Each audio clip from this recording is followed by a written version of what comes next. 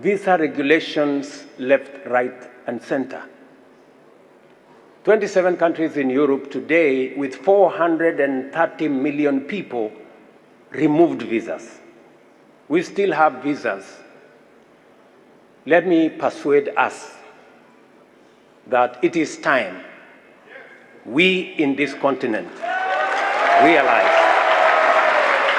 So guys, welcome again. Welcome to another episode of the WSXN podcast, where we discuss African issues, African problems. And as I always said, a united Africa is an undisputed Africa. So let's get into this speech that William Ruto, the president of Kenya, is giving this brilliant speech about Africa united so we can come to our full potential and having we must do just like the Europeans do with the 27 countries in Europe that has visa-free travel. They want Africa to do the same. We can have a more free Africa, a more Africa we can come to the full potential by having visa restriction lifted on all African countries. So let's get into the speech. Let's watch and discuss it as it goes along. That having visa restrictions amongst ourselves is working against us. When people cannot travel,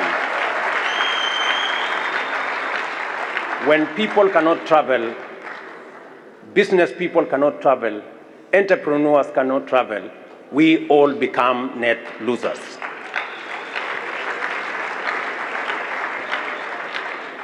I am very happy that we are now moving in the direction of eliminating visas amongst ourselves. Let me say this. As Kenya, by the end of this year, no African will be required to have a visa to come to Kenya. So guys, I'll stop the video for a minute. I want to discuss something real quick. That's key to what President Ruto just said. By the end of this year, which we're now in October, so by December, which is next 2 months, Kenya will lift all visa restrictions on all 54 countries on the continent, which means they can visit Kenya visa free. They don't have to worry about being charged or extra fees. And this will be in turn for me, not for me, but for the continent and for the country, will lift Kenya economy, because what? This will allow business people to travel more freely and more frequently to do business and vice versa. But it's not only Kenya is doing this. There are a few countries have lift visa restrictions on a few, like Ghana and South Africa. They can travel. Rwanda, as well as Zimbabwe and Namibia. They can travel. Uganda as well. And Tanzania lift visa restrictions on a few countries. So, but Africa, Kenya is one of the leading countries on the continent that's actually not only saying it, but actually doing it and putting rules and laws in place to regulate this situation. And this is what I love about President Ruto. You have some people, some naysayers saying he's a puppet of the West, but it's a game. You have to know, when to make deals, when not to make deals, when to make things benefit the country. When you understand, it's not clear cut as how some people want to make it sound as if every single president on this planet made deals. Even Mandela made deals with unsavory people. So don't make it seem as if you can't be this clean cut person. You have to make deals. It's a must. That's how the world works. Anyway, let's finish the video.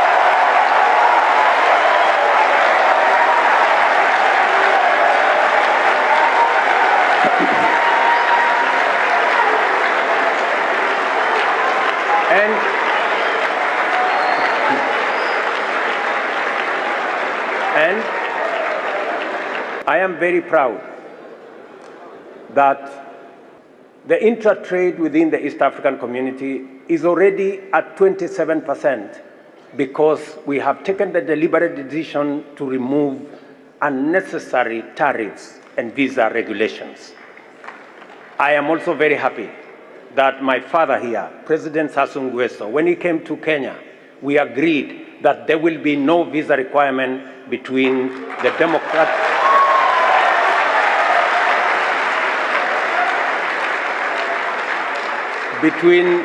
between Kenya and the Democratic Republic of Congo Brazzaville. I am also happy that last month, when we removed visa requirements for DRC, my brother, President Felix Tshisekedi, also removed visa requirements for Kenyans to DRC.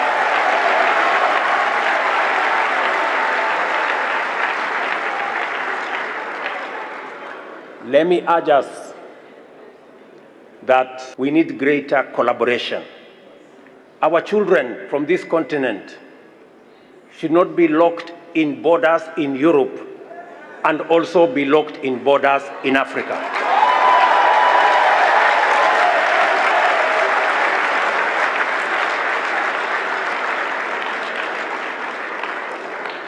Rulers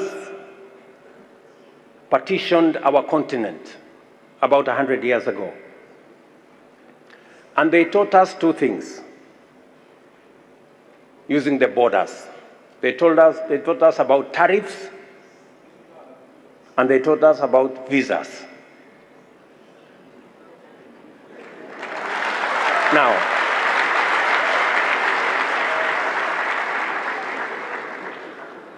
whether you are talking about the British in Kenya, the French, Belgians, Portuguese, today, all of them are members of the European Union. 27 countries. They don't have tariffs. They don't have tariffs amongst themselves, and they don't have visas. The only people left with tariffs and visas is us.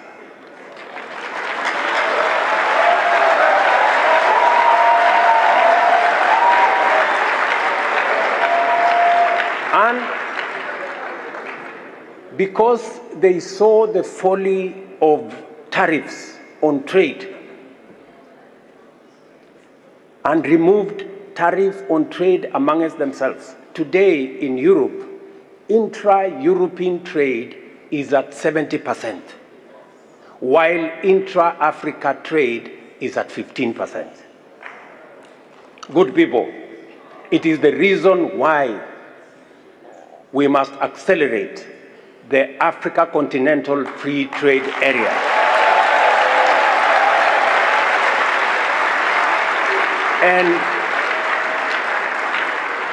And unlock the potential that exists for African countries to trade amongst themselves. Working together is no longer an option. It is a necessary imperative.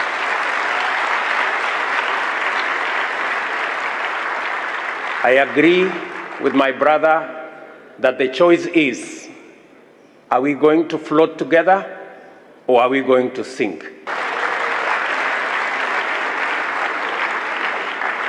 So collaboration, working together, is no longer an option. Part of building the network that will ensure that we facilitate movement of people, goods and services within our continent. Kenya is going to open an embassy here in Congo Brazzaville this year. It's going to open an embassy in Cote d'Ivoire. We are opening an embassy in Rabat in Morocco. We are opening an embassy in Eritrea, because it is time we realize the importance of trading amongst ourselves and allowing goods, services, people, ideas to move freely within our continent. And because of climate change, Africa this time round is not just a victim. In fact, Africa is not part of the problem. In fact, Africa is part of the solution. We are part of the solution because, number one, we have the largest 40% of all renewable energy resources globally is in our continent. We have 30% of all minerals, resources globally, including the ones that are necessary and critical for the transition, for energy transition. Number three, we have 60% of the world's arable, uncultivated land, with smart agriculture, we can feed not just ourselves, but we can feed the globe. Number four, 25% of the world's population will be living here. We have the youngest population at the median age of 19. 40% of the world's workforce will be from this continent by 2100. And let me say this, we have the natural resources, including the carbon sinks, and therefore we are the continent that's going to provide the solution for climate change and the existential threat. So guys, let me start the video again for a minute. Just to reiterate something, this is also very key and important. By lifting tariff, which is taxes, and some African countries that actually trading with each other, they are in the process of doing that. Some, as Kenya's president just said, he's going to lift tariff on all African countries. But for his country, but we need other African leaders to follow suit and do the same, and stop. We don't need to trade anymore as much as we used to with the outside world, because Africa has most of all the raw materials that every single country needs to function. It's in Africa. We have over 60% of land uncultivated, which means it's not using. And what else? You have there's so much things on the continent that notice it. Every country right now, major powers like European countries, the Americans, the Germans, they are all rushing to Africa to sign deals because they realize African presidents are becoming more, they're waking up. They're no longer, you can just come and just blackmail them and take what you want. Now, you have to actually sign deals to help elevate the African country you are working with, not just to, like what the English did when they come and rape and scrape all the African treasures, like the diamonds and the artifacts that they steal and bring to England to build their country. And especially in the Dominican Republic of the Congo, where they have cobalt, which is key for all electrical products that the world faces.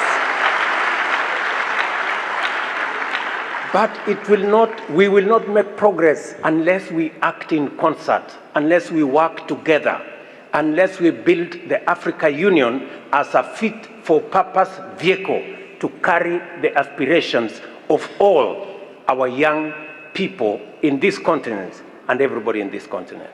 Our hosts, the 227 million people who share the world's second largest river, are custodians of 268 million hectares of forest, which constitute 70% of Africa's forest cover and hosts 10% of the world's biodiversity. These nations and peoples are already making a major contribution to the vitality of our planet and the well-being of humanity. The 1.3 billion indigenous people from the 3 river basins, majority of whom are young, live in intimate proximity with 26% of the world's biodiversity and 1.4 billion hectares of forest and 3 of the world's greatest rivers and river systems. These unique ecosystems are also our planet's lungs, which capture 1.2 billion tons of carbon dioxide from the atmosphere every year, saving lives on Earth from catastrophic global warming and the buildup of greenhouse gas emissions. I recognize the place, role, power, and potential of the three basin biodiversity ecosystems and tropical forests in defining the future of local, regional, and global efforts to manage the triple planetary crisis that confront humanity. They also have the potential to set humanity upon a new path of economic transformation through ecologically responsible production and consumption. Although this role has always been prominent, never has it been as clear and urgent as it is today. The Intergovernmental Panel on Climate Change has documented in its most recent consecutive reports that unless we take aggressive measures to protect our forests, the world will not be able to actualize the 1.5 degree centigrade target as agreed in Paris Summit, even if other efforts in transforming the economic and industrial systems of the developed countries are sustained. This cautionary indication reinforces the need to urgently reverse the obvious gross injustice. Although Africa has 40% of the world's renewable energy resources, the continent only received 2% of the 3 trillion renewable energy investments made over the past decade. That is the injustice I'm talking about. The trend is consistent across the global south, given that we host the 3 basins of biodiversity ecosystems and tropical forests. Because of climate change, Africa this time round is not just a victim.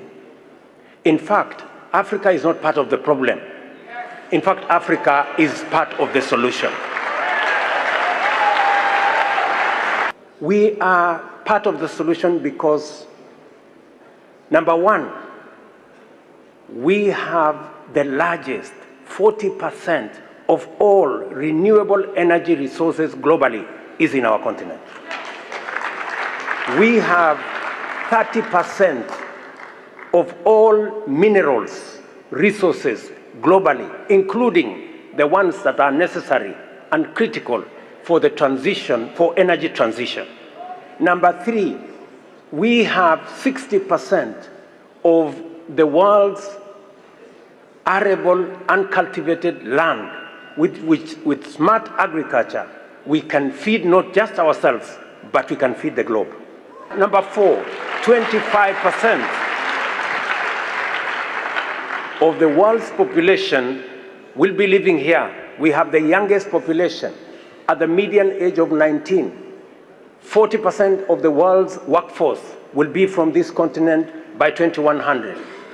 And let me say this, we have the natural resources, including the carbon sinks, and therefore we are the continent that's going to provide the solution for climate change and the existential threat that the world faces. But we will not make progress unless we act in concert, unless we work together, unless we build the Africa Union as a fit-for-purpose vehicle to carry the aspirations of all our young people in this continent and everybody in this continent. The forests of the global south, including the 3 basins, support the lives and livelihoods of indigenous people sustainably by providing timber and timber products, food and medicines, as well as ecosystem services such as air purification, carbon removal, pollination, ecotourism, and culture, as well as ritual assets. Without meaningful investment in incentives to support the maintenance of this sustainable coexistence, communities embark on a zero-sum struggle for survival and economic subsistence, which can lead to irreparable harm to biodiversity through deforestation, destruction of habitats and ecosystems, and illegal wildlife trade. At the level of human survival, critical ecological considerations are relegated to wishful luxuries, and our planet and all life on it become net losers. We who are gathered here today understand very well that to the extent that human survival is personal, climate action measures, as well as the protection of biodiversity, ecosystems, and forests, is equally personal to our indigenous communities. What we do with these truths, therefore, matters a great deal. A good starting point is to appreciate that a more responsive international financial architecture would do a lot in financing necessary incentives to mobilize different stakeholders, including indigenous communities, to align their economic strategies with climate action and the protection of biodiversity. The African Union's Committee of African Heads of State on Climate Change recognizes this position. This is why we find much alignment between the agenda of the summit and the Africa Climate Summit, which I was privileged to host early last month in Nairobi. We know the direction we must take going forward and the choices that must be made have never been clearer. We have a momentous opportunity to galvanize effective South-to-South collaboration on a critical global agenda, given that the fundamental objectives of this summit broadly align with the outcome of the African leaders' Nairobi Declaration on Climate and call to action. It is possible for us to develop a clear, strong, united position to project our collective agenda at COP28. Articles of the Declaration recognize that Africa's vast forests, especially the Congo Basin rainforest, are the largest carbon sinks globally and a critical ecosystem for that. Nevertheless, Africa's natural capital has not been properly valued. Consequently, the Africa Climate Summit Declaration calls for re-evaluation and revaluation of the gross domestic product of Africa by incorporating a proper computation of its abundant natural capital and ecosystem services from its vast forests that sequester carbon so as to unlock new sources of wealth for our continent.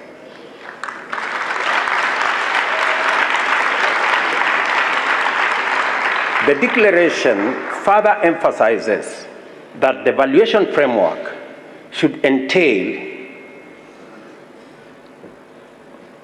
the use of natural resource accounting in the development of national accounting standards. African leaders, therefore, committed to strengthen actions to halt and reverse biodiversity loss, prevent deforestation, combat desertification, and restore degraded landscapes. This is expected to achieve land degradation neutrality, implement a global biodiversity framework, and enhance the integrity and efficacy of carbon markets. More encouragingly, there are signs that a new global coalition to transform multilateral climate action is not only feasible, it is actually an eminently practical proposition at this point. We must support the Hinga Dam here in DRC because it can give power to 12 countries in our continent. Renewable energy. We must never and we must not continue to export our minerals raw. We must process all our minerals here in Africa. We cannot continue. It is the only way we can create jobs for our young people. It is the only way we can turn the potential of our resources into opportunity, and it's the only way we can commercialize all the activities that we have. Mr. President, we value the fact that you have given us a platform to discuss the most urgent, most important aspects of our continent here in Congo-Brazzaville. And we don't take this opportunity for granted. We want to say thank you very much for giving us this opportunity. And thank you very much to all who have come.